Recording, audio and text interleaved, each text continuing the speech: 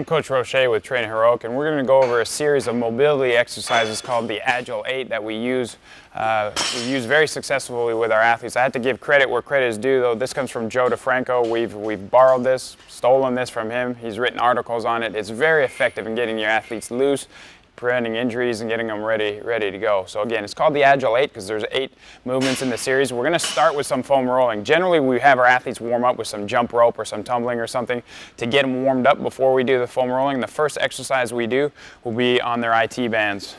Just rolling on the side of the legs from just below the hip to just above the knee. You don't want to roll over a joint, but hit right along the side of the leg right there. And so we'll do both sides, probably 10 to 20 on each leg on that. And then we'll continue on. We'll have the athletes sit on the roller and they'll cross the leg over. And now they're hitting their piriformis. And here there's kind of a muscle up here in the top part of the glute, and they'll roll around on that. They'll know when they find it. And we'll spend about 30 seconds, maybe 45 seconds going back and forth on that, and then we'll switch legs on that. And then the third exercise that we do is just starting out at the teardrop and hitting the adductors inside the leg all the way into the groin. And get 10 to 20 rolls on each side with that. And usually, again, the athlete's warm already, sweating a little bit when they do this. This will help prepare that muscle tissue for the upcoming workout. Once we're done with the roller series, we just kind of put the roller off to the side. And then we have the athletes, they can do this on the ground. We have a mat right here, but they're just going to sit down on the mat, and then they're going to roll back over till their toes touch behind their head. And then they're going to come out with their legs wide, reach, and get a good stretch out front. And we usually do about 10 of those right there. There we go. Just rolling back, touch the toes, and reach out. So that's called a V-sit rollover. The next exercise that we do out of there is a hip rotation. So the athlete gets on all fours. And now just imagine drawing as big a circle as possible with that knee. It's going to come all the way forward up to the chest, all the way out to the side, and then all the way back. You don't need to straighten the leg or anything. You're just drawing a big circle with that knee.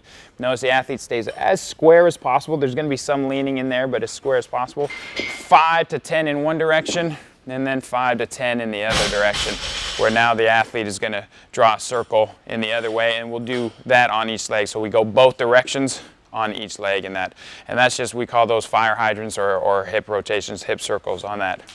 From there, the athlete is going to go into what we call a groiner, where they're going to set up one foot outside their hand right here, the other foot nice long in the back, and then either 10 or 20 reps on each side. They're going to switch their feet back into that same position.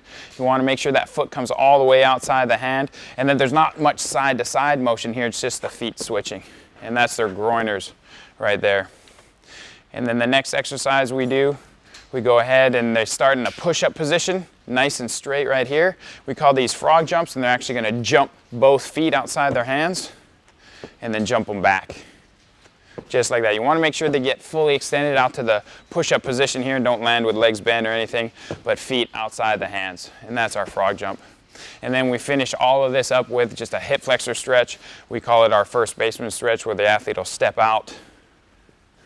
They'll reach up real high with this hand, this hand right here. That's stretching this hip flexor right here. Kind of push forward to make it uncomfortable, and then hold that for about 30 seconds, 45 seconds. Then we'll hit the other side, and then we'll come back and we'll hit each side twice on that. And that gives us our Agile 8, and we're ready to go after this into whatever workout we're doing.